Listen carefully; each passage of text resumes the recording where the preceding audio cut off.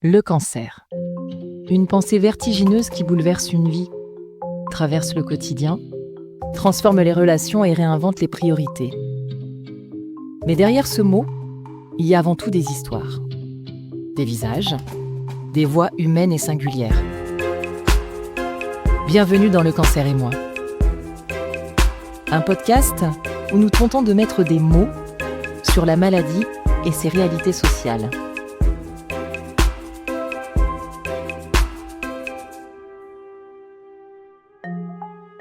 Aujourd'hui, nous donnons la parole à celles et ceux qui vivent avec un cancer ORL ou otorhinolaryngologie, aussi appelé cancer tête et cou. Ces cancers sont souvent méconnus, mais pourtant très impactants, tant physiquement qu'émotionnellement. Ce sont des cancers dont on parle peu, souvent éclipsés par d'autres plus médiatisés, et pourtant, ils concernent chaque année plus de 15 000 personnes en France. Comment vit-on avec un cancer ORL ? Comment accepter ce nouveau reflet ? Dans cet épisode du Cancer et moi, Sylvie, Sabrina, Antoine et Émilie ont accepté de partager leurs histoires à travers une table ronde. Si chacun a un parcours propre à leur histoire, tous ont en commun un quotidien jalonné par les traitements, les séquelles, les doutes, mais aussi la solidarité et la résilience.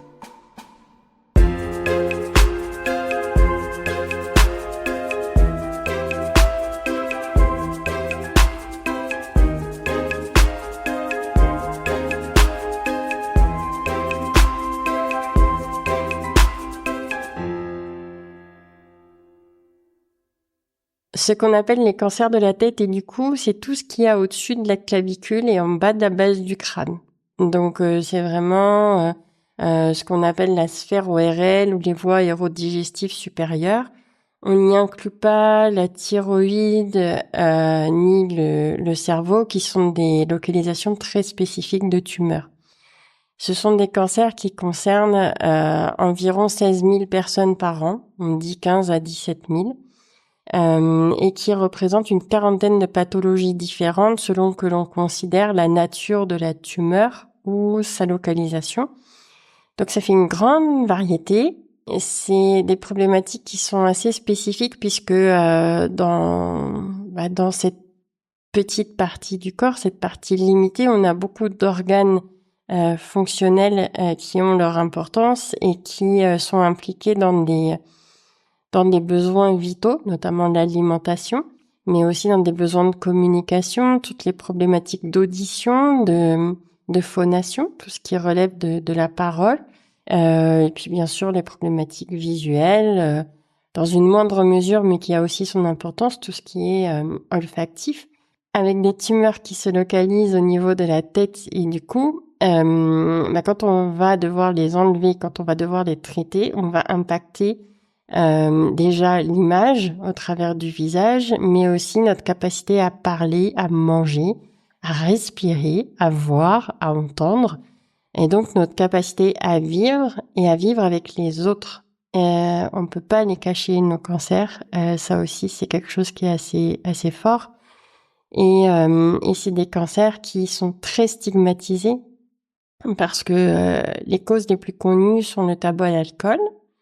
Les causes plus récemment connues sont les virus tels que le papillomavirus, qui a assez mauvaise presse et qui pourtant est transmissible de façon très facile, très rapide. On est 80% de la population à être touchée à un moment de notre vie.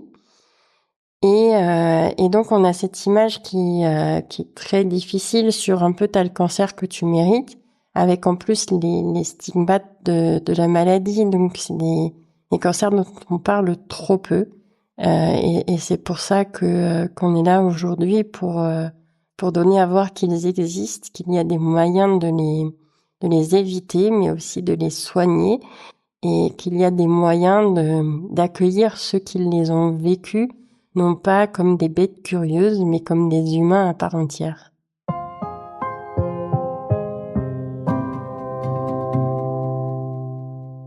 Bonjour, alors je m'appelle Sabrina Lebars.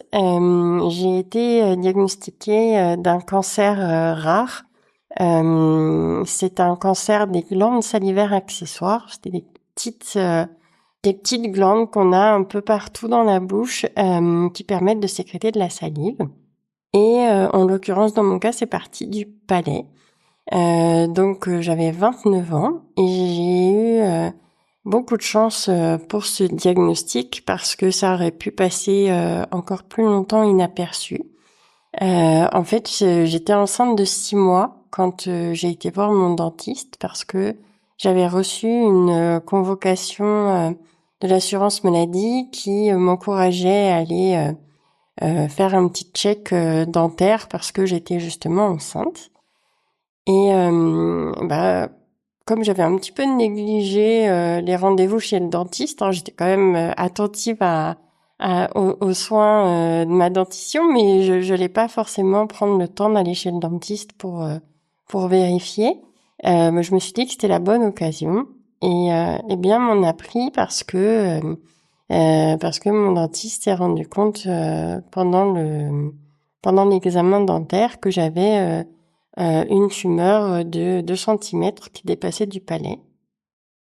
Donc au début, je me suis dit, bon, c'est 2 centimètres, c'est une boule, on va l'enlever, on va opérer, et puis je vais pouvoir continuer ma grossesse tranquillement. Mais non, c'était pas ça, parce qu'en fait, la tumeur, elle avait commencé à sortir dans la bouche. Je la sentais pas parce que j'avais le palais très incurvé. Et elle s'était surtout développée dans tout ce qu'on appelle le maxillaire, c'est-à-dire la mâchoire haute, et puis les sinus jusqu'à la base du crâne et au plancher de l'orbite de l'œil. Donc elle faisait finalement presque 7 centimètres, ce qui est assez énorme quand on considère la zone, puisque y a plein de sens plein d'organes qui peuvent être touchés dans ces cancers qu'on appelle les cancers de la tête et du cou.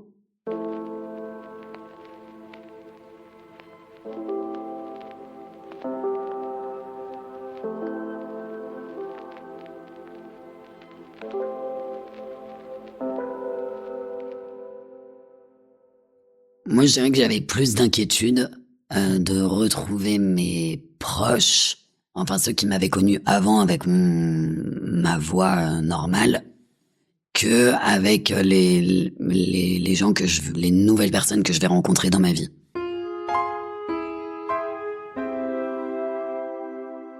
Alors bonjour, je m'appelle Émilie, j'ai 27 ans. Donc moi, on m'a diagnostiqué un cancer de la corde vocale gauche quand j'avais 22 ans, donc c'était en 2020, en plein Covid. C'était quelque chose auquel j'étais pas forcément préparée. J'avais la voix cassée pendant plusieurs mois, mais ça m'inquiétait pas forcément. Et puis, j'ai fini par consulter un ORL. J'ai eu une biopsie. Et finalement, je suis allée au rendez-vous pour les résultats de la biopsie avec ma maman. Et l'ORL nous a annoncé que c'était un carcinome épidermoïde de la corde vocale gauche. Elle a pas posé le mot cancer. Mais moi, à ce moment-là, je travaillais en fait dans la cancérologie. Du coup, je connaissais bien les termes. Donc, j'ai tout de suite compris de quoi il s'agissait. Ma maman aussi, qui est infirmière, elle savait très bien de quoi il s'agissait. Et donc, c'était un peu la douche froide quand même à ce moment-là, parce qu'on n'était pas du tout préparés. Ensuite, ça s'est enchaîné très vite. Je suis allée sur Paris pour faire un bilan d'extension pour voir si la tumeur elle était étendue ou bien localisée sur la corde vocale. Par chance, elle était bien localisée sur la corde vocale, donc le traitement qui m'a été proposé, en premier lieu, c'est de la chirurgie. C'est ce qu'on appelle une cordectomie. Donc le chirurgien m'a dit qu'on allait retirer uniquement la corde vocale gauche qui était touchée par le cancer. Cette opération, elle s'est bien passée. C'est une petite opération qui dure pas très longtemps, en soit entre 1 heure, je crois. C'était le 14 février, je m'en souviens très bien, du coup, c'était le jour de la Saint-Valentin. Et donc, 2 semaines après cette opération-là, on a revu le chirurgien avec ma maman et il nous a dit qu'en fait, au résultat de l'anapathe, donc de l'analyse de la tumeur, en fait, elle s'était étendue et elle a migré en fait dans le cartilage du larynx. Et donc, il fallait faire une deuxième opération, cette fois-ci une plus grosse opération qui s'appelle une laryngectomie partielle. Donc, il s'agit de retirer la moitié du larynx et donc la deuxième corde vocale aussi. Donc aujourd'hui, je parle sans corde vocale, donc c'est pour ça que j'ai cette voix assez rauque que je garderai à vie. Et voilà. Et ensuite, j'ai eu de la rééducation pour réapprendre à parler, réapprendre à manger. J'ai pas eu d'autres traitements. J'ai eu donc que cette fameuse chirurgie. Et puis je suis retournée progressivement travailler. Ça a été un petit peu compliqué de retourner au travail parce que mes collègues m'avaient connu avant avec mon ancienne voix, ils m'ont connu pendant quand j'avais la voix très chuchotée, voire parfois je pouvais plus du tout parler. Et puis ils m'ont connu pendant cette phase où j'ai commencé à entendre des sonorités qui me plaisaient pas forcément dans ma voix. Même s'ils ont toujours été hyper bienveillants avec moi et qui, voilà, ils m'ont jamais regardé de travers ou quoi. Moi, j'étais pas à l'aise avec ça, je me sentais pas bien dans mon corps. Voilà, concrètement, je voulais juste rester enfermée dans ma chambre et voilà, et je voulais plus sortir de chez moi. Donc je suis allée jusqu'au bout quand même de mon contrat. J'étais étudiante, donc j'étais en contrat pro, c'était ma dernière année d'études. Donc je suis allée jusqu'à la fin de mon contrat, jusqu'à fin août. Et ensuite, j'ai fait une pause.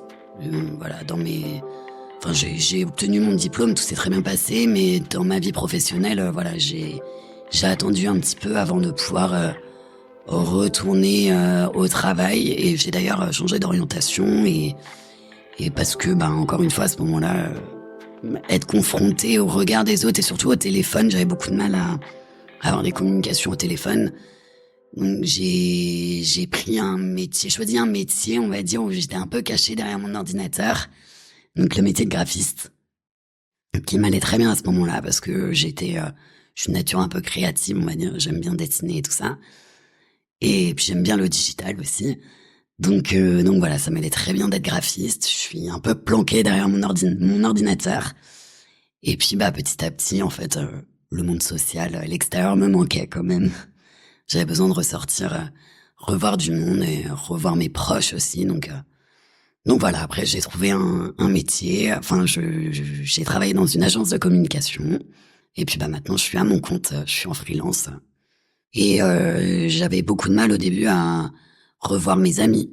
Alors ma famille très proche, j'avais pas le choix. Et puis au final, c'était mes piliers au quotidien, mes parents, ma sœur, et mes frères. Mais mes amis qui ne vivent pas au quotidien avec moi, j'ai eu beaucoup de mal au départ à les retrouver parce que j'avais peur, je pense, un peu de leur regard. Et au final, ça s'est très bien passé, mais avec les nouvelles personnes qu'on rencontre dans notre vie, je me disais, voilà, de toute façon, ils savent pas comment je parlais avant. Donc, ils ont que ça, j'ai que ça à leur donner, donc de toute manière, c'est comme ça et pas autrement. Mais ouais, retrouver les proches, pour moi, ça a été le plus dur, ouais.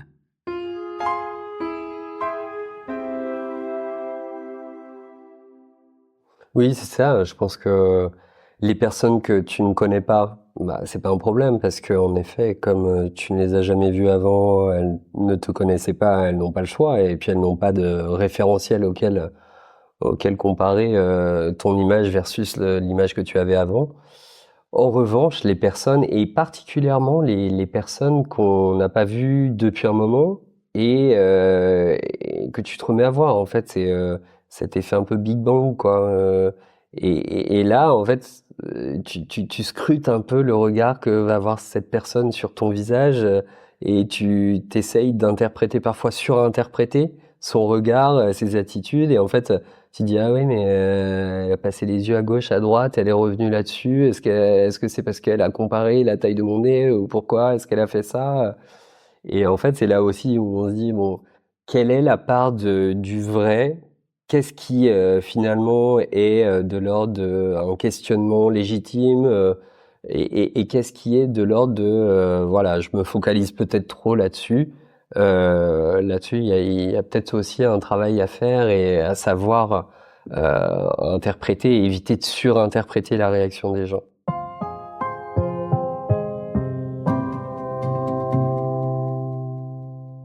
Bonjour à tous, moi je m'appelle Antoine Durusquet, j'ai 37 ans, bientôt 38, et donc j'ai eu un cancer des sinus en 2019. En fait, ça a fait suite à quelques opérations plutôt anodines, entre guillemets, dans la mesure où j'avais régulièrement des polypes dans les sinus. Et une fois j'ai été opéré, finalement c'était autre chose qu'un polype, ça devait être une tumeur bénigne. Donc j'avais une autre intervention qui était planifiée l'année d'après. Et en fait, hasard de calendrier, mais en même temps j'ai eu un cancer qui s'est développé, une tumeur qui a grossi énormément. Et du coup j'ai été opéré juste après cette opération de la tumeur bénigne qui était planifiée depuis longtemps. Et, en fait, je me suis rendu compte que c'était quelque chose qui était vraiment pas normal et qui grossissait beaucoup trop, qui me faisait des douleurs beaucoup plus fortes que tout ce que j'avais pu ressentir jusqu'à maintenant. Donc ça m'a mis un peu la puce à l'oreille. En fait, 10 jours après, j'ai eu les résultats de la biopsie et on m'a annoncé que j'avais un cancer. Carcinome épidermoïde de l'ethmoïde gauche. Euh, donc évidemment sonné, hein, mais comme je disais à l'instant, en fait, quelque part, j'avais commencé un peu à me préparer à l'idée parce que je me disais, je sentais bien que mon corps m'avait fait comprendre qu'il y avait un truc qui vraiment n'allait pas du tout. Donc suite à cela, j'ai dû avoir 2 séances de chimiothérapie, pardon. Donc en fait, c'était des protocoles où je restais 1 semaine à l'hôpital, donc toutes les 3 semaines. Et puis j'ai eu la chance de bien réagir. J'ai pas trop, j'ai pas trop mal supporté la chimiothérapie, et ma tumeur a bien dégonflé. Donc ce qui m'a permis de n'avoir à en faire que 2 sur les 3 qui étaient planifiés initialement. Et suite à ça, j'ai eu une opération qui était prévue en janvier 2020, juste avant le Covid. Et donc là, on m'avait prévenu, hein, on allait me découper une partie du visage pour m'enlever une partie du nez. Euh, et donc, en fait, la tumeur allait jusqu'à la frontière du cerveau, en fait. Donc, on m'a enlevé une partie de la dure mère, qui est la couche qui enveloppe le cerveau, et on est allé pile entre les 2 yeux. Donc, on m'a enlevé un cube vraiment au cœur, au centre du visage. Et donc, on m'a prélevé un morceau de peau sur l'avant-bras gauche pour reboucher le trou finalement. Et lorsque j'ai été opéré, mon lambeau a nécrosé, donc directement après, j'ai été réopéré. On m'a repris un morceau de la cuisse pour combler le trou. Et là, voilà, j'ai réalisé quelle était l'ampleur des dégâts, quoi, en fait. Donc, j'avais une vision un peu naïve des choses. Et lorsque j'ai pris conscience de ça, j'ai eu un blocage total, quoi. Enfin, j'ai surtout pas voulu me regarder dans la glace pendant hyper longtemps. Ça a été très très dur. Ce que tu disais tout à l'heure, Émilie, je n'avais qu'une envie, c'était d'être caché pendant je sais pas combien de temps, le temps que ça passe. Et je voulais à tout prix commencer la reconstruction tout de suite. Or, j'avais même pas fini mes protocoles puisque j'avais de la radiothérapie par ailleurs. Mais enfin voilà, j'ai quand même malgré tout, j'ai beaucoup pris sur moi et j'ai décidé de me regarder, mais pas avant 10 jours après l'opération. Et enfin voilà, je me souviendrai toujours de ce moment où en fait j'ai croisé mon regard dans un reflet, même pas de miroir, hein, d'une tablette, et j'ai sursauté. Je me suis fait peur moi-même. Et donc voilà, c'était très très compliqué de se regarder. Après, ça a évidemment évolué. Et puis après, pas mal de temps après, il y a eu de la reconstruction qui a commencé. Mais cet événement-là restera toujours le plus gros traumatisme de ma vie, incontestablement. Alors la reconstruction a commencé, il me semble, à peu près 1 an et demi après le tout début. Donc en fait, ouais, c'est ça, courant 2021, fin d'année 2021, et puis et c'est encore le cas jusqu'à maintenant, parce que j'ai eu encore très récemment des injections d'acide hyaluronique, et c'est pas fini, j'ai encore des rendez-vous, je ne sais pas de quoi demain est fait, donc c'est ça ce qui est terrible aussi, c'est que on ne sait pas se projeter, on ne sait pas ce qu'on peut avoir, ce qu'on peut espérer avoir comme résultat, puisque ni nous, ni même le chirurgien plasticien ne savent euh, quel sera le résultat, comment réagiront les tissus, comment est-ce que notre corps réagira, se modifiera, etc. Donc ça se fait vraiment par itération, au fil de l'eau et en fonction de comment ça évolue. Et ce qui est très frappant, c'est que moi, très naïvement, je pensais que, ok, j'allais avoir mon cancer, donc on allait m'opérer, je vais faire les traitements, et puis, allez, 6 mois, 1 an et demi après, on efface, on recommence, nouvelle page. En fait, non, hein, là, on est à 5 ans et quelques après, c'est encore le cas, quoi. Je suis encore dedans.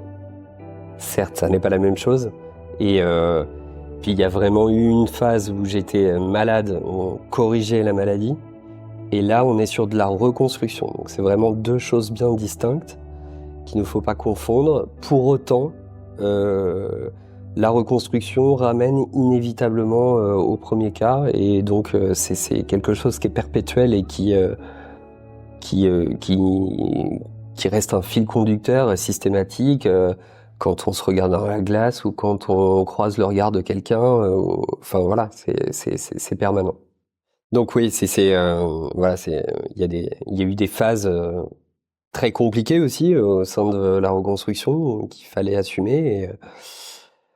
Alors il y en a certaines où j'ai eu la possibilité, la chance d'avoir une épithèse, et d'autres phases où cette épithèse je ne pouvais pas la porter, donc j'avais un stratagème qui consistait à porter un pansement, donc c'était un peu le cache-misère qui m'a permis de passer outre jusqu'à présent, où voilà, j'estime à peu près que même si c'est pas un résultat acceptable à mes yeux, que c'est passable entre guillemets, et que c'est un gros effort, hein, j'essaye de l'assumer, donc voilà, là aujourd'hui, je tolère d'être sans pansement et de pouvoir discuter et d'avoir des relations comme ça. D'un certain côté, je me dis peut-être que je me fais des films aussi, et c'est la même chose pour les gens qui nous entourent, notre famille, nos proches, nos conjoints, notre femme, ma femme. Enfin voilà, elle a toujours été superbe avec moi, et je me pose toujours la question de savoir si elle est très honnête avec moi quand elle me dit que ça lui convient, ou si elle fait ça pour me remonter un peu le moral aussi. Mais enfin voilà, c'est des questions qui se poseront toute ma vie aussi. Il faut accepter ça aussi. Mais moi, pour en revenir à mon retour au travail, c'est vrai que je m'étais parfois, je pense, un peu trop questionné, en me disant mais comment est-ce que ça va être? Est-ce qu'on va me poser 10 000 questions, etc. Et en fait, finalement, est-ce que les gens sont auto-bridés ou pas? Je ne sais pas, mais j'ai eu très peu de questions, et en fait, c'est vrai que voilà, hein, finalement, il n'y a pas tant de regards que ça sur nous, et puis voilà, la vie évolue comme on disait, et puis il faut de tout pour faire un monde également.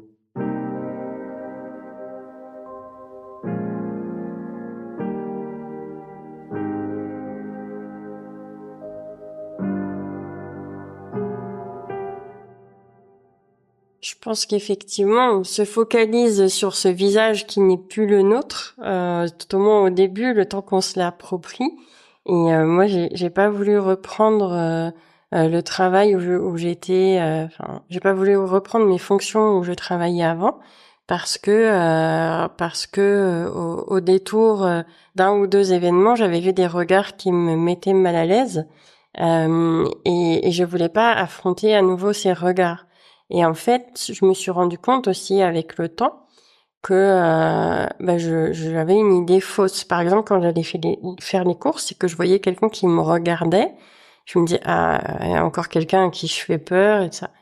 Et puis en fait, un deuxième, un troisième, ah oui, mais c'est des messieurs. Et puis là, la psy qui me donne à voir, mais vous êtes sûr qu'ils vous regardent pour votre visage avec les cicatrices ou peut-être qu'ils vous regardent parce que vous êtes une femme? Ah oui, je ne suis pas qu'une malade, je suis une femme. Éventuellement, ça pourrait être ça. Et en fait, c'est aussi une des choses qui m'a fait reprendre confiance en moi, c'est de réaliser que je plaisais encore malgré les détails, enfin qui n'en sont pas puisqu'ils sont quand même assez marqués, mais malgré les aspects de mon visage sur lesquels je focalisais, j'avais encore cette capacité de plaire. Et ça, c'est important. Il faut pas en douter. Outre mesure parce que finalement, ce qu'attire le regard, c'est pas que la symétrie du visage, c'est aussi une posture, une attitude. C'est ce qu'on renvoie, c'est ce qu'on dit. Et ça, c'est important à garder en tête pour oser aller de l'avant et ne pas s'enfermer sur son cancer et ses cicatrices. Je partage tout ce que vous avez, pu dire. Heu, moi la différence, par rapport au travail, heu, c'est que donc mon cancer m'est arrivé, donc beaucoup plus tard et je n'ai jamais pu reprendre mon travail. J'ai pu reprendre durant, 1 an entre, le premier cancer et l'amputation. Et après, l'amputation, ça n'a jamais été possible, heu, d'une part parce qu'il y avait, tous les soins, mais aussi parce que j'avais cette gueule cassée et que j'ai un travail, enfin j'exerçais un travail un peu, particulier. Je suis, éducatrice spécialisée et je travaillais au tribunal, pour enfants, avec des gens qui sont déjà, qui ont déjà beaucoup de difficultés et donc ça paraissait, impossible au niveau du service pour lequel je travaillais, que je puisse, continuer, à exercer, heu, à rencontrer les jeunes, et les familles. Et j'avoue que moi, j'étais aussi, de par, tous les soins, qu'il y avait, à faire, la fatigue et le risque aussi de me prendre des réflexions, que j'aurais peut-être pas été en capacité de d'assumer à ce moment-là. Donc ça s'est passé comme ça. Mais c'est vrai que, au début, le regard des autres, heu, on a tendance, à se focaliser sur le fait qu'ils regardent notre visage, qu'ils voient, qu'on a quelque chose de différent. Mais en même temps, ça passe, très vite. Enfin moi je m'aperçois maintenant que, oui, les gens voient sur mon visage qu'il est particulier, mais c'est pas ça le c'est fugace. Ça va durer, 1 seconde, 2 secondes et on passe à autre chose et on passe à ce que je suis, à la personne que je suis et heu et ça c'est super. Et par exemple, moi, dans le cadre du travail social, heu, mon employeur m'a protégée quelque part aussi en n'acceptant pas que je puisse, retourner sur des visites, des entretiens, avec, des familles. Parce que, déjà en temps, je vais dire normal, enfin avant la maladie, je me suis faite, agresser parce que c'est des gens aussi qui sont dans une grande souffrance. Donc là, on devient pour eux quelque chose, beaucoup plus fragile, et qu'ils peuvent atteindre plus facilement. Donc c'était aussi une manière pour mon employeur de me protéger et c'est aussi ce que j'ai ressenti moi, où il fallait que je me protège.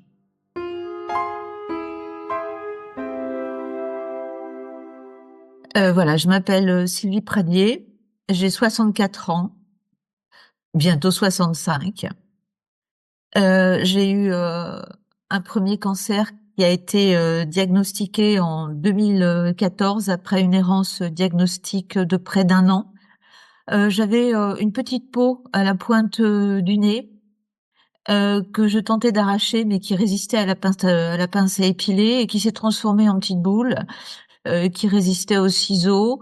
Et j'ai rencontré 3 dermatologues. 2 m'ont brûlé à l'azote liquide. La troisième, qui avait travaillé dans un grand hôpital, tout de suite a fait une biopsie.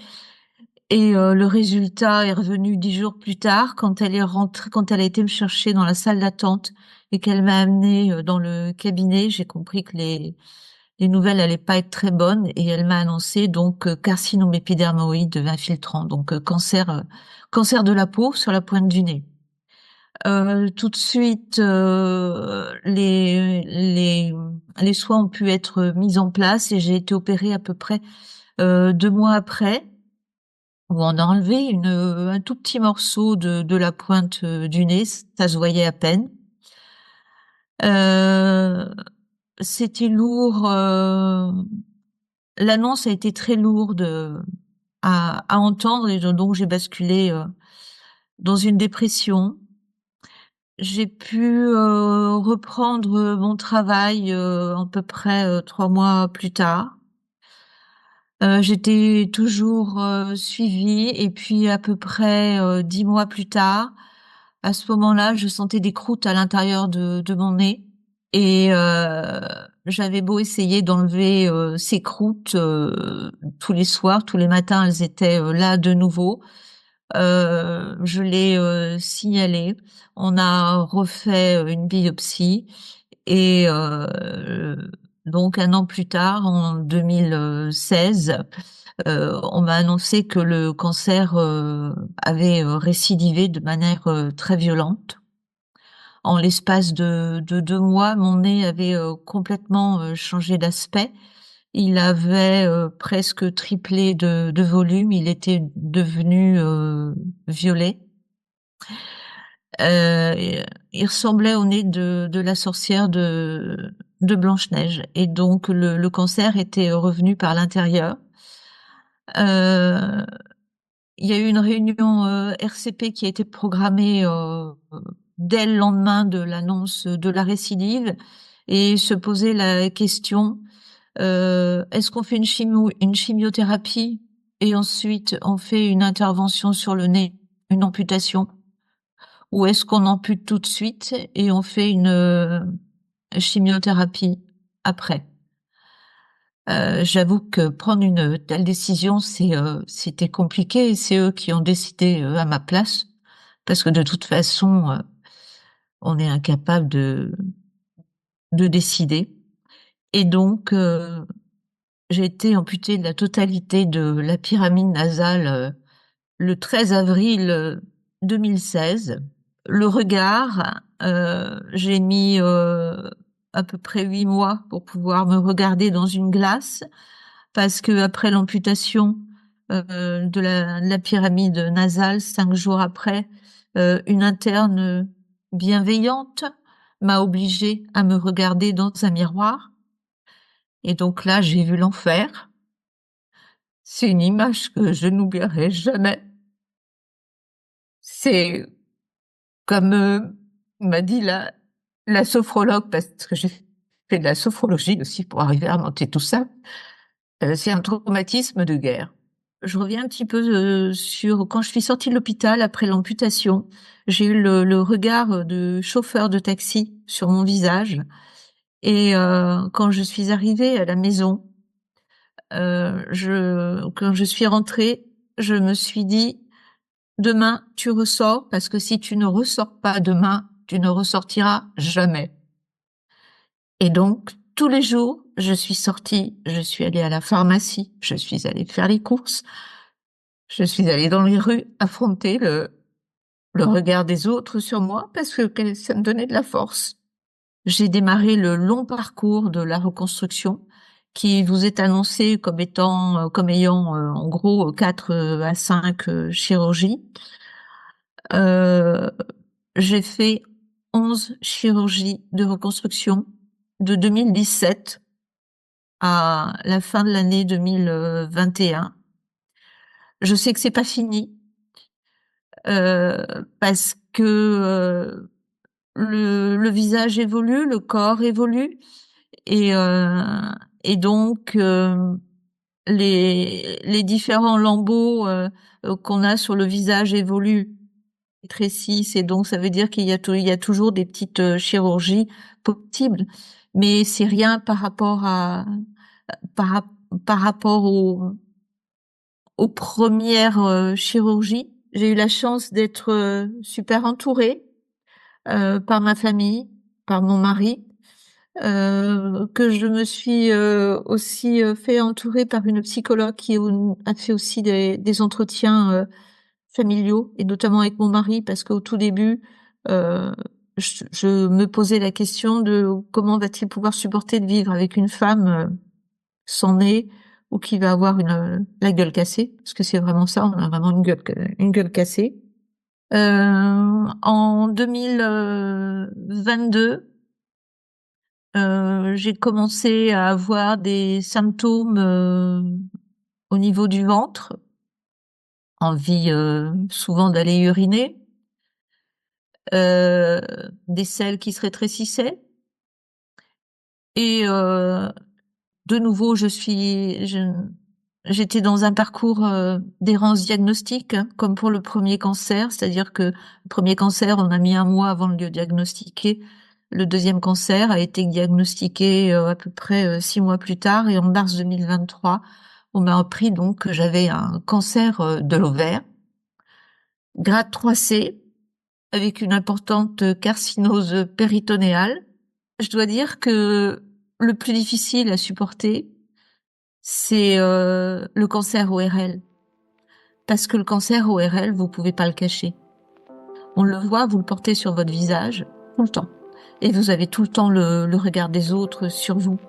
Et les gens remarquent qu'il y a quelque chose qui va pas dans votre visage. Alors bien sûr, après, ils regardent pas que mon nez, mais c'est tout de suite où on se porte sur mon nez, et c'est ce qui me rappelle au quotidien que j'ai cette maladie.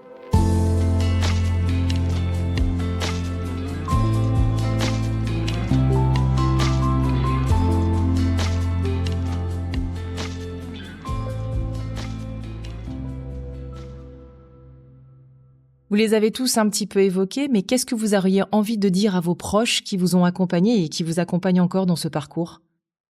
J'ai envie de les remercier déjà parce que c'est vrai que le cancer c'est une sacrée épreuve, mais on traverse pas la tempête tout seul. Heureusement qu'on est bien entouré, c'est ce qui fait la différence aussi, hein. C'est la célèbre phrase 80% c'est le moral, mais je pense qu'il y a quand même un fond de vrai là-dedans, évidemment. Il faut garder le moral, on doit s'appuyer sur les gens, et il faut accepter aussi qu'on ne sera plus le même, au sens propre du terme.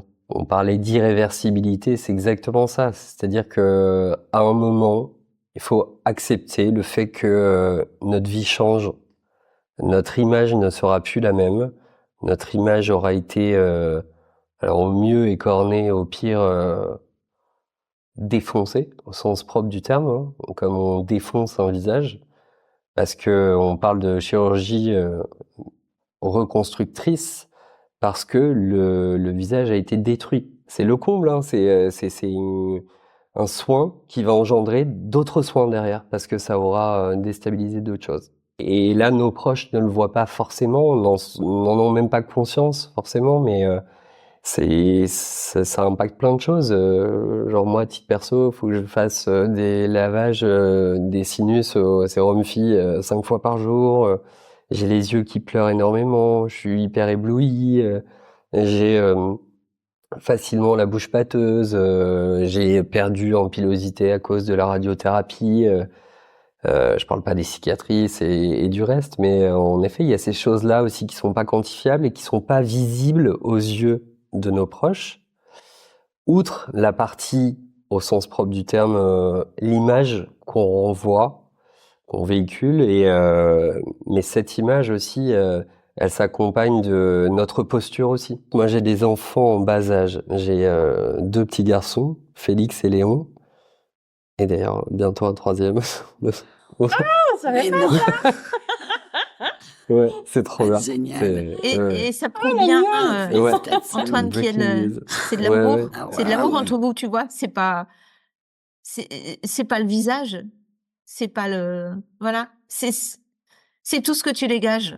Non, et justement, en fait, après cette phase horrible où tu t'es en relation étroite avec la mort, hein, donc là, en fait, le fait de créer la vie, enfin, voilà, ça redonne beaucoup d'espoir de vie et d'oxygène, et ça fait prendre du recul sur quelles sont les choses importantes de la vie, etc.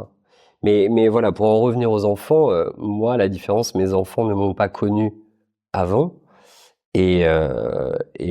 Or, ma femme, oui, elle m'a connu, elle m'a rencontré avant. Moi aussi, enfin, lorsque j'ai appris que j'avais un cancer, j'étais censé me marier 6 mois après. Donc, voilà, un cancer n'arrive jamais au bon moment, mais là particulièrement. Et moi, je l'ai dit à un moment à ma femme, je lui ai dit, enfin, qui à l'époque n'était pas ma femme, je lui ai dit, en fait, je pourrais comprendre que tu veuilles pas rester avec moi parce que tu sais pas dans quoi tu t'engages, en fait.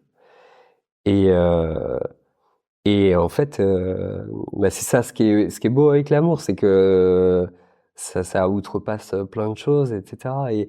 Et après, la limite entre ce qu'on se dit, quelle est l'image qu'on véhicule, et ce qu'on disait tout à l'heure, est-ce qu'on se monte pas le bourrichon tout seul? Est-ce qu'on se dit pas, mais en fait, là, je suis en train de focaliser là-dessus, etc. Alors, c'est différentes phases, c'est différentes étapes. On passe par plein de phases, par plein d'étapes. On voit notre corps évoluer au gré des années, mais au gré des opérations de reconstruction, etc. Et puis, parfois, il y a des retours en arrière parce que des greffes qui fonctionnent pas, des lambeaux qui nécrosent.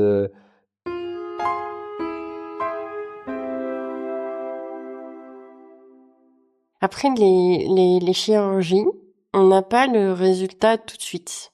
Il faut attendre que les œdèmes dégonflent, que les cicatrices s'apaisent. Et au début, donc moi quand j'ai été opérée, ma fille avait 3 semaines, donc autant dire qu'elle m'a jamais connue comme avant. Et puis au début, on est beaucoup plus bouffi, et avec le temps, l'effet des chirurgies reconstructrices est quand même plus, comment dire, plus satisfaisant que au sortir du bloc opératoire. Après, la radiothérapie vient remettre un petit peu le bazar. Mais du coup, moi, il m'a fallu plusieurs jours avant d'accepter de me regarder dans le miroir. Et en fait, c'est les aides-soignantes qui m'ont fait un peu de chantage. Ok, on vous lave les cheveux, mais on décroche ce que vous nous avez demandé de mettre devant le miroir. En fait, elle voulait casser un peu cette image que j'avais de moi de monstrueuse et me dire c'est pas si grave que ça. Et forcément, quand ça touche à son propre visage, c'est jamais comme on voudrait. C'est toujours pire. Et j'ai mis du temps à accepter cette image. J'en ai mis d'autant plus que le père de ma fille à l'époque était très attaché à l'esthétisme, à cette géométrie du visage, ces petits détails. Et donc ça me renvoyait une exigence esthétique, et ça a été très dur pour moi de vivre cette pression, tant et si bien qu'à un moment donné j'ai dû le quitter parce que c'était trop dur. Et donc il peut y avoir ce décalage entre l'adulte qu'on a connu avant et puis nos enfants qui nous ont toujours connus comme ça, qui ne portent pas de jugement, qui en grandissant se posent des questions. Donc moi, ma grande qui va avoir 15 ans est passée par cette phase de questions. Maintenant, elle m'a jamais renié. Même quand je la dépose devant le collège, elle me fait des bisous. Je suis sa maman, tout va bien. Et là, j'ai mon petit qui a 4 ans qui grandit. Donc j'ai rencontré son papa bien après la maladie. Et lui, au lieu de s'arrêter à l'image esthétique, ça se voit pas là quand je parle, hein, mais j'ai le visage quand même très asymétrique, avec un œil très abîmé. Et lui, il a été au-delà de ça. Et il voit la femme que je suis, pas ce qu'on voit dans le miroir ou sur une photo. Et il me dit, tu es belle. Alors moi, au début, oui, c'est ça, je suis belle.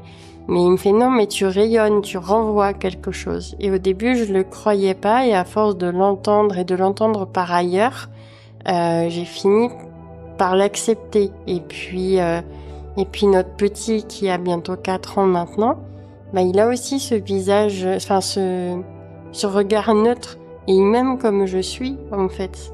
Et il me dit, t'es belle, maman, alors parce qu'il entend son papa.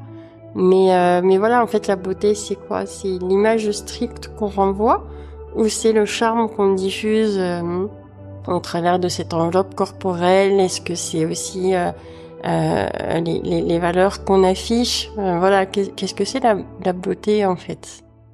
Oui, moi, quand je suis tombée malade, donc quand j'ai eu tous ces changements de voix progressifs, j'étais célibataire. Et forcément, ça arrivait très très vite, où je me suis posé la question de mais est-ce que je vais pouvoir retrouver quelqu'un qui va m'accepter comme je suis? Parce que moi, je m'acceptais pas comme j'étais à l'époque. Je supportais pas ma voix et je comprenais pas que quelqu'un puisse aimer ma voix, voilà, au quotidien. Et puis finalement, les années passent, avec le temps, ça s'adoucit un petit peu. Enfin, pas ma voix s'adoucit pas vraiment. Mais en tout cas, mes pensées, je suis plus souple avec moi-même, je m'accepte de mieux en mieux. Je sais pas si je dirais que c'est encore totalement accepté à 100%. C'est peut-être encore tôt, c'est vrai que ça fait quand même 5 ans, mais au final, c'est comme si c'était hier. Et puis finalement, j'ai fini par rencontrer quelqu'un aussi qui est tombé amoureux de moi tel que j'étais. Voilà, ça l'a même pas interrogé d'ailleurs au départ. Faut dire aussi qu'on s'est rencontrés dans un festival, donc il y avait beaucoup de bruit autour. Et dans un festival, on peut crier, chanter fort. Donc moi, au bout d'un moment, je finis par lui dire mais tu me poses pas la question de ma voix, de ce qui se passe. Et il me dit non, mais bah je sais pas, ou t'as dû trop crier au concert d'avant, et ça l'a pas interrogé une seule seconde, quoi. Et puis bon, au fur et à mesure, on a appris à se connaître. Je lui ai raconté mon histoire et ça lui a pas absolument pas posé problème. Et voilà, et ça fait 1 an et demi qu'on est ensemble et on est très heureux. Et non, c'est une belle histoire et je suis contente d'être tombée sur cette personne-là.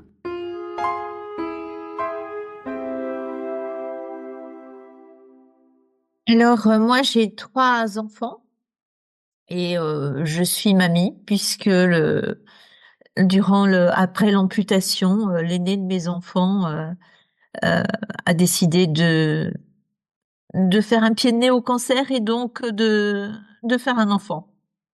Donc j'ai 3 enfants qui, à l'époque de l'amputation, avaient 20 ans, 23 ans et 30 ans. Ça a été très compliqué pour celui de 20 ans de venir me voir à l'hôpital. Par contre, il m'envoyait des messages, mais le regard pour lui, c'était quelque chose de difficile de poser le regard sur cette nouvelle maman.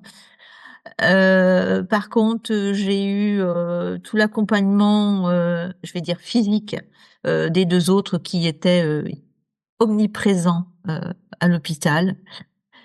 Et puis mon mari qui m'a complètement rassurée en me disant que voilà, il était avec moi parce qu'il m'aimait et c'était pas le fait que j'ai plus de nez que ça allait changer. Que ça allait changer quoi que ce soit. Ils m'ont même dit tous, mes 3 enfants et mon mari, que j'étais beaucoup plus supportable depuis que j'avais eu ce cancer. C'est vrai que ça vous change une vie, ça vous change une personnalité. Et puis, bah, j'ai la chance d'avoir maintenant 2 petites filles. Donc mon fils aîné qui a fait 2 enfants, donc 2 petites filles, donc qui ont jamais connu leur mamie chat, parce que je suis leur mamie chat. Ils l'ont jamais connu avant. mais qui ont un regard sur moi comme étant un être exceptionnel. Voilà, je suis une mamie différente des autres au niveau visage, mais je suis belle pour elles. Et, et maintenant, j'ai appris à apprivoiser mon visage et je me trouve belle comme je suis. Bon, je suis pas un canon, et je suis pas mal quand même. Et le cancer vous apprend à apprécier la vie minute par minute, j'ai envie de dire jour par jour, parce que comme le disait Antoine, c'est difficile de se projeter à demain, à une semaine, projeter les vacances, parce qu'on ne sait pas ce qui va se passer au niveau des soins, au niveau d'une potentielle récidive.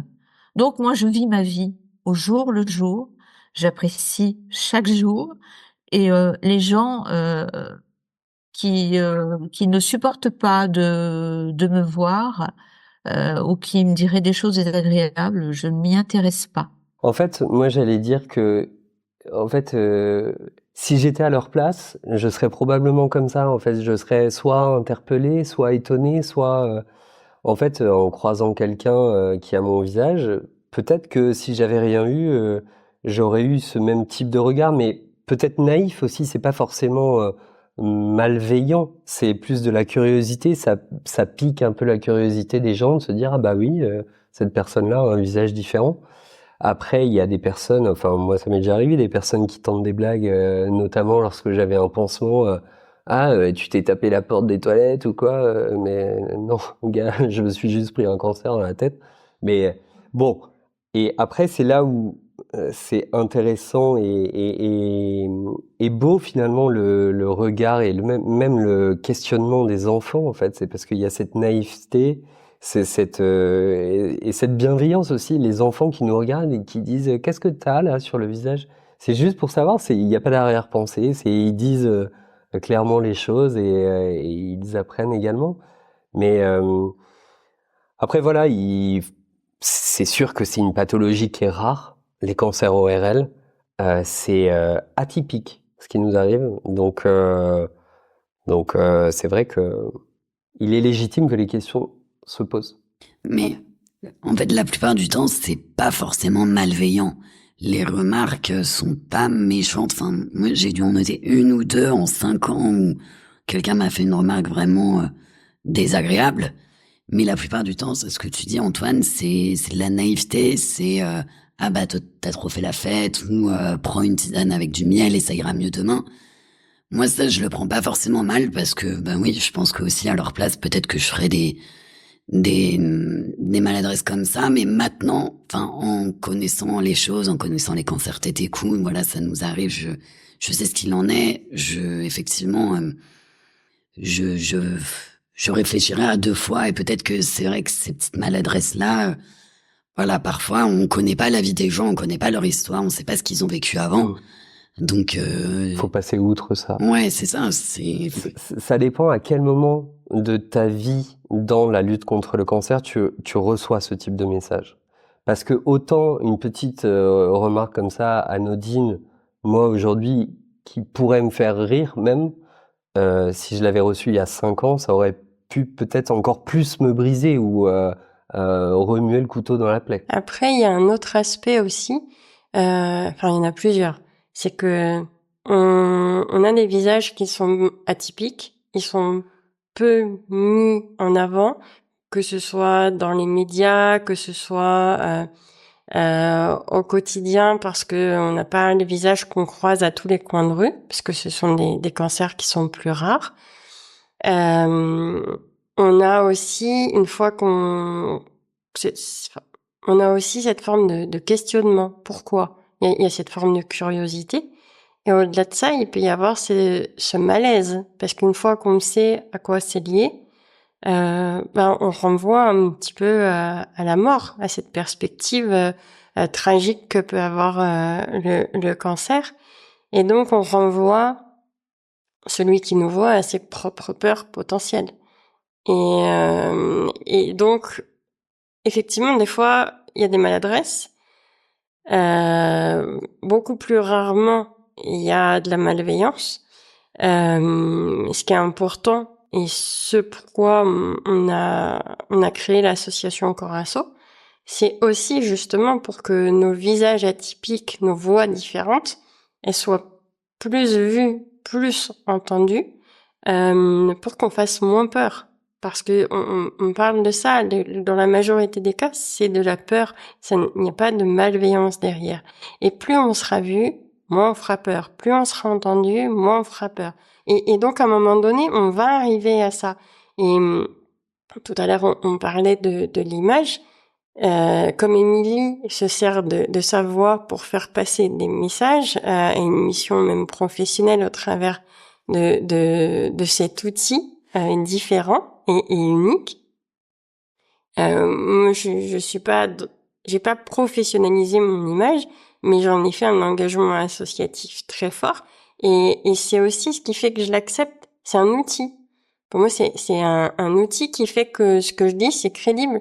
Parce que ce que je dis, c'est un vécu et c'est visible. Alors, à la fois, c'est dur parce que ce cancer-là, je peux pas le cacher, il s'affiche sur mon visage. Mais à la fois, bon courage à celui qui veut me dire que ce que je dis, c'est faux.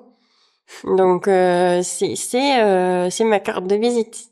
Et du coup, c'est ce qui me crédibilise aussi auprès des différents interlocuteurs, dont les patients, auxquels on a envie de dire, bah ouais, c'est dur d'avoir la gueule cassée, mais en fait, il y a une vie avec la gueule cassée. Et il y a un amoureux avec la gueule cassée, il y a un enfant avec la gueule cassée, il y a plein de choses positives à vivre malgré la gueule cassée. Il n'y a pas que du positif, mais ça c'est tout un chacun. On est tous pareils. Il y a des choses difficiles dans la vie, quelles qu'elles soient. Il y a des choses sûrement plus difficiles quand on vit avec un cancer. Ça c'est même pas sûrement, c'est sûr. Mais il y a une vie avec le cancer. Sylvie, Antoine, Émilie et Sabrina ont tous pour point commun de faire partie de Corasso. Corasso, c'est une association de patients fondée en 2014 par 2 femmes touchées par un cancer ORL rare, Sabrina, que vous connaissez maintenant, et Christine. Cette association agit pour informer, soutenir et représenter les personnes atteintes de cancer de la tête et du cou, souvent mal connues et diagnostiquées tardivement. Entièrement portée par des bénévoles, Corasso mène 3 missions principales. Informer et soutenir les patients et leurs proches via un site internet, des groupes d'échange, podcasts, webinaires et rencontres. Sensibiliser le grand public pour favoriser à la fois un diagnostic précoce, notamment sur les symptômes à surveiller, et la prévention via la vaccination contre le papillomavirus. Enfin, s'impliquer dans la recherche en tant qu'acteur de la recherche participative et à l'initiative d'études propres. Leur campagne « Quoi ma gueule ?» a notamment marqué un tournant en mettant en lumière les visages des patients et en brisant les tabous sur les séquelles visibles. Je pense que nous tous autour de la table, on n'aurait pas pu... je ne vais parler que de mon cas. Je pense que on m'aurait dit « tu vas réussir à passer tout ça », je ne l'aurais pas forcément cru. Vraiment. On m'aurait dit tu vas encaisser ça, et puis ça, et puis ça, et puis derrière tu vas retourner, tu vas réavoir ça, etc. J'aurais dit ouais, je pense pas pouvoir, je pense. Et en fait, finalement, on arrive malgré tout. Il faut réussir à puiser là où on peut, maximum de choses, récupérer de la force. Tu parlais de piliers, c'est cette notion, voilà, des personnes qui sont ancrées, qui nous permettent de nous rattraper et de se focaliser sur la beauté des choses et sur ce qui nous attend de mieux. Bâtir de nouvelles choses, repartir sur un nouveau socle. Enfin, moi, j'avoue que j'ai réussi à construire une famille, etc. Et c'était quand même mon souhait de base. Et en fait, malgré le cancer, j'ai réussi à le faire et c'est très beau. Et en fait, je me dis que finalement, ça peut paraître un peu fou, mais si j'avais pas vécu tout ça, peut-être que j'aurais pas vécu ça après aussi. Donc il faut aussi accepter, et c'est quelque part c'est compliqué de se dire ça, que cette maladie a apporté des choses en termes de robustesse, en termes de combativité, de résilience. Alors même si on en parle beaucoup, là, ça prend tout son sens, ce terme. J'ai cette phrase qui m'a accompagnée tout le temps. C'est la phrase de Bob Marley. Tu ne sais jamais à quel point tu es fort jusqu'au jour où c'est la seule chose qu'il te reste. Et c'est cette phrase qui m'accompagne depuis l'amputation. Et pour moi, il y a la vie d'avant, la vie d'après. Et moi, je conclurais, la vie d'après, je l'adore. J'avais même écrit, je la kiffe, et elle est belle, la vie. On parle souvent de l'après-cancer. Ça efface un peu l'idée que de plus en plus le cancer il devient chronique et qu'il faut apprendre à vivre avec. Et que même quand on vit avec, si on arrive, et si on a la chance d'être bien entouré, ça participe beaucoup. Si on arrive à prendre ce recul, on peut vivre des beaux moments avec le cancer et que voilà, même s'il y a cette perspective morbide de la maladie, il peut y avoir cette volonté de vivre l'instant présent et que la vie ne s'arrête pas au moment du diagnostic de la fin de traitement ou au moment du diagnostic d'une récidive. La vie, elle s'arrête quand on ne souffle plus, quand il y a plus d'échange avec ceux qu'on aime. On en a beaucoup parlé là. Donc ça, c'est important de le dire aussi que même si c'est lourd, c'est tragique, on peut vivre des belles choses, des beaux moments avec le cancer.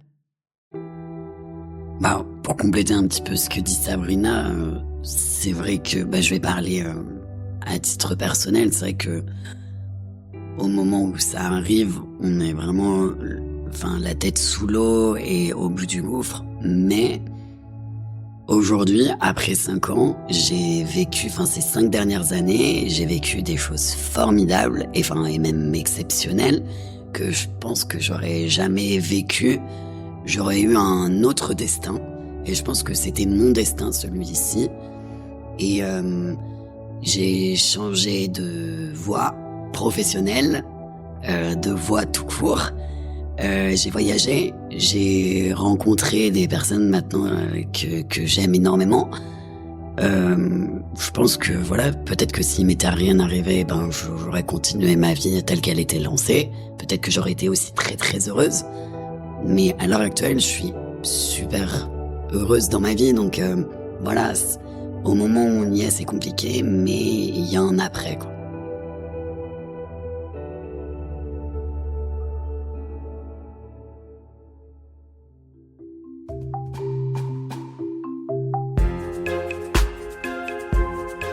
Cet épisode du Cancer et moi vous est présenté par Amanda Scott, réalisé par Marianne Jolin et Charlotte Lepage, mixé par Léo Westphal et produit par Géol Podcast.